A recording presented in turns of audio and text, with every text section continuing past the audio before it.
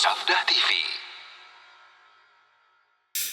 Kaidah yang ke-51, Al-Qaidatul Wahidatu wal Khamsun.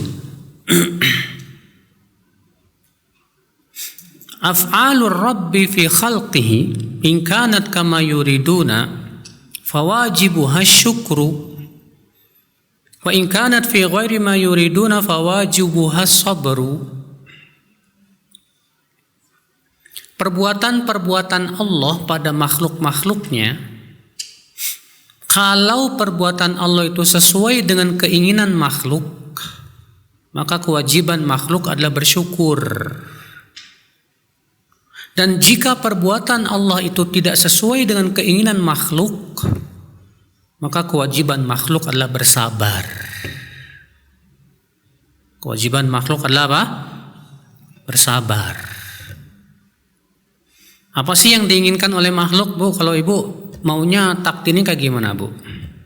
Ya enak lah Ustadz, duit banyak, anak-anak soleh, punya mobil, rumah megah.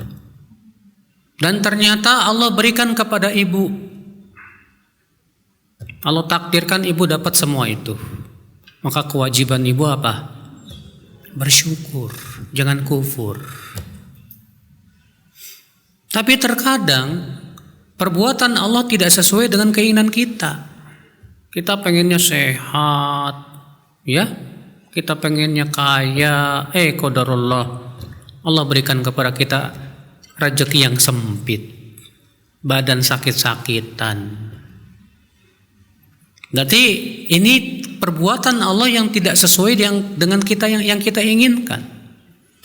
Maka kewajiban kita apa? Sabar. Iya. Dan yakin, Bu, bahwa Allah tidak mungkin menzolimi siapa? Hamba-hambanya. Gak mungkin. Allah tidak zalim. Allah maha adil.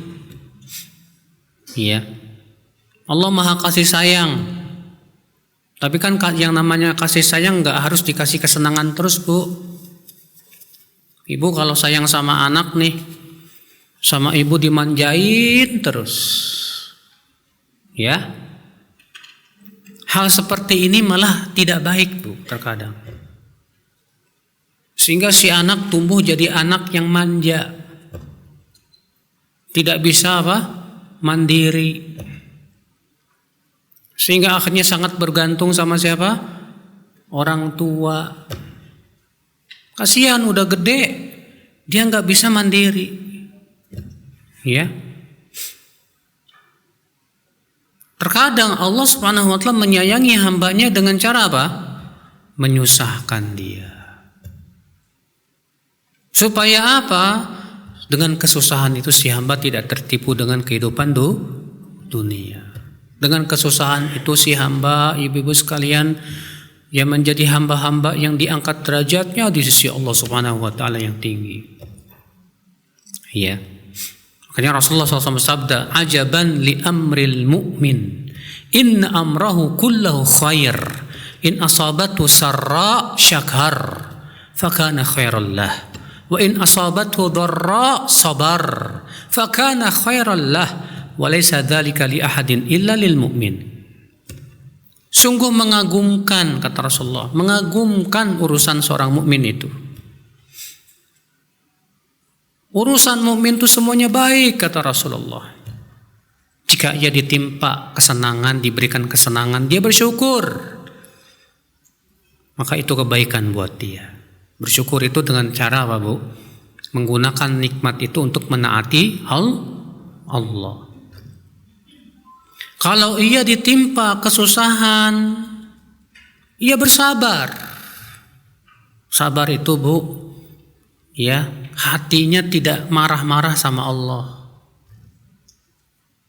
Menyerahkan dirinya kepada siapa? Allah. Adapun sabar, mulut diam tapi hati kesal. Ya. Dan hati tidak ridho dengan ketentuan Allah, ini belum sabar namanya. Tapi ketika hati kita kesal dan terus kita tahan supaya kita taslim, nah ini namanya sabar. Maka kalau ditimpa kesusahan ia sabar, maka itu jadi kebaikan buat dia, kata Rasulullah SAW. Dan itu tidak terjadi kecuali kepada seorang mukmin saja. Iya. Nah, ibu-ibu sekalian, jadi ingat baik-baik bahwa kita adalah hamba Allah, Bu. Kita ini siapa? Hamba Allah. Maka posisikan diri kita sebagai seorang apa? Hamba. Jangan menjadi hamba yang lupa diri. Hamba ya hamba. Hamba itu mengikuti keinginan siapa? Penciptanya. Kalau keinginannya itu sesuai dengan dirinya, alhamdulillah, bersyukur. Kalau keinginan Allah tidak sesuai dengan keinginannya, sabar. Kenapa? Karena dirinya hamba.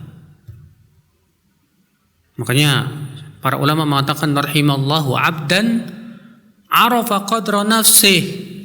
Semoga Allah merahmati seorang hamba yang tahu diri, yang mengenal siapa dirinya, bahwa dirinya ini makhluk diciptakan oleh Allah, hamba yang harusnya dia paham, dia harus menghambakan dirinya kepada Allah Rabbul Alamin.